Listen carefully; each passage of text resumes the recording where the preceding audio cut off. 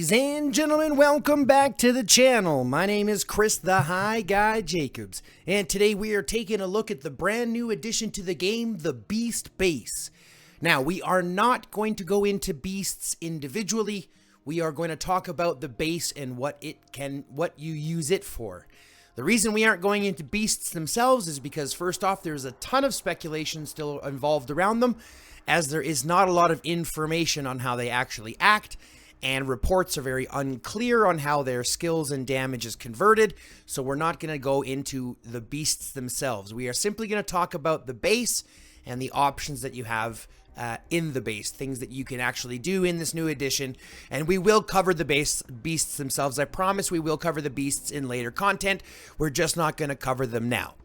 But before we get into all that, go ahead and hit that like button, that subscribe button, and don't forget to fill out that notification bell so you get any new drops when we drop new videos. We've got a Pompeii replay every single Tuesday, and we've got an interview podcast on Wednesday called Who TF Are You? So there's lots of content coming out weekly for you guys. Don't forget to fill out that notification bell. Now, as we go into the Beast Base, which you can build, I believe it's once you get to HQ level 15. Once you get to 15, you can build the Beast Base and start your collection of biochemical beasts. In the base, you've got a couple of options, 5 down at the bottom, which all correlate to the options around here. The development center is obviously development. Rank up is I believe, the Petri dish. Trapping is trapping. Training. Exploration Jeep is exploration. So it's very, very cut and dry in that sense. What is confusing is how these beasts interact with the individual marches, because here's what happens, okay? With each addition that they've added, they're adding new context and new layers to how matchmaking and how fighting works, okay? So, for example, when they added armaments, it superseded equipment. So at first you had your equipment and your parts, which was your buffs and your stats and your bonuses, which really determined how strong you were and how much you had, because you had this additional attack, basic squad's basic attack damage and counter damage going up, infantry squad defense, and things like that. So you have basically reasons why your parts and your equipment was more important. Then they introduced armaments, which made armaments the most important thing. And still to this day, armaments are very important. That's what's going to determine the might of your leading hero. And since the might of a march, a lot of that is determined by the might of the leading hero, there's a reason why having a lot of good armaments are still very, very important. Then they released the vehicle. And the vehicle itself is quite important. It adds this might to every single march. So every single march is now going out beefed up. So it's very, very important.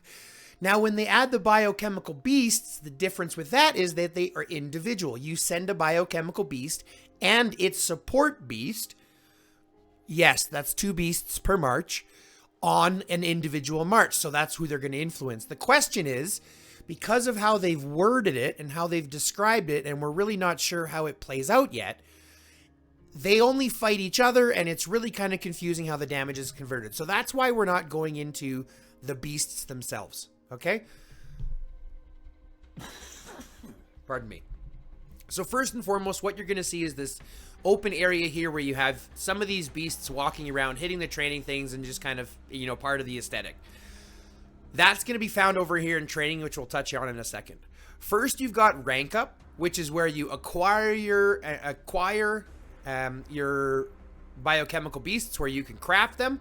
Right? Once you have 60 fragments, you can craft your individual biochemical beasts, and then where you can also manage the current ones that you have.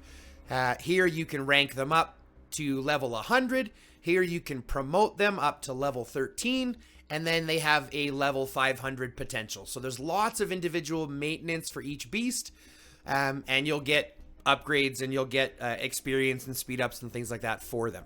Okay? So that's what you're doing in rank up. Now, when you come to development, you'll notice this is a brand new research and development tree. So now you have a whole bunch of new things to research. However, this is all for your biochemical beast, right? So this is all for increasing fire biochemical beasts, increasing grass biochemical beasts. And again, we'll go over all that in future videos. This is just another way to increase those the stats of those beasts. There are a couple of important ones you want to focus on. Obviously, Things like added facilities. Anytime you get these added facilities, there are a couple of these ones. One there, for example, one here, for example, one here, for example, and then one later on down here. What that allows you to do is increase the amount of beasts that you can train at a time. Okay, so there's a couple of those. These boosted tracking here allows for better probability of higher grade trapping events, which we'll talk about trapping in a second. Hunting cycle increases the number of trapping events, so you can get more in a day. Endurance training. Normally, your training allows you to start only training 3,000 experience for 6 hours, whereas once you upgrade your development and stuff, you can actually increase the time and the efficiency. So now we can get a longer experience, so you can let them train for a lot longer and get more experience in the process. Okay, so keep an eye out for these ones. These ones are going to allow you to boost up your beasts a little bit faster.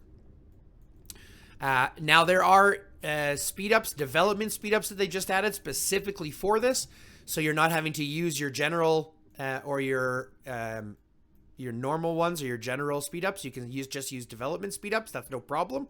And just like everything else, there's alliance helps. So take advantage of your alliance to make sure that you can get that research for your development or for your biochemical beasts up as high as you can. Next, we go into trapping. Now, trapping gives you a couple of options. You've got your searches up here, these electronic trapping devices. Now, these electronic trapping devices are what you're going to be using for quick trapping, which basically allows you, just like your police searches or your armament searches, basically allows you to scan the trap or the navigation, the trapping area for rewards. Okay, it just gives you a free one. And just like it says down at the bottom, perform 41 more, so 50 at a time, and you get to unlock elite or legendary biochemical beast fragments times 10. And remember, you need 60 fragments to summon one biochemical beast, so any situations where you can earn a decent amount of fragments for them is obviously going to be important. Now, what's going to happen here, though, is that you will populate, just like the radar station, you will populate, or this map will populate every day. I'm not sure if it refreshes every 6 hours, but I think it's just every day. Yeah, they just refresh at zero, so right at reset. And then you can complete those by sending troops off to them, or by sending heroes off to them. Those heroes aren't used from your inventory. You can just send them out and then obviously clear them throughout the day for rewards. Okay? You can increase your development so that your trapping gets better rewards. You get better, more rare traps to find, and then obviously better rewards out of that process. So make sure that you take care of that development so that you get better trapping. Next, we've got training. This is where we get to automatically train biochemical beasts. Sorry, I totally forgot the name there. So you're going to set these to train automatically, which allows them to gain experience. Like I said, originally you were only allowed 6 hours and 3,000 experience. Through the development, we've been able to tack on an additional 12 hours, and then obviously the training school allows it to go up to 3,600 per hour. So now we're getting a lot more experience per hour for a lot longer duration. Okay, so choose the ones you want to rank up, get them training, and just basically have them that way. Granted, when you rank them up, you can also choose to just use the experience materials that you'll get specifically for your beasts. So there's always that. Now, how these are going to be influencing things, like I said, again, let me mention, we'll do another video on this as more information comes out on how influential these actually are. Because the truth is, in our own testing, because I haven't dumped a lot of money into it, and a lot of people haven't dumped a lot of money, and only the specific whales have dumped a lot of money into it, so they're going to have strong biochemical beasts.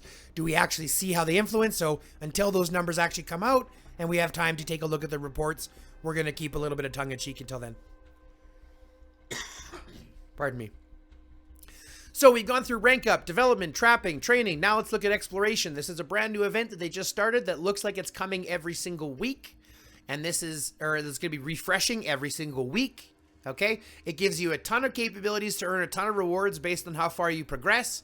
And if we know that, the volcano rhino, for example, you need 60 fragments just to summon it once, getting a chance at 11, 10, or for me, for example, 9, because of how far I've gotten, is a nice little free reward that doesn't cost anything to do.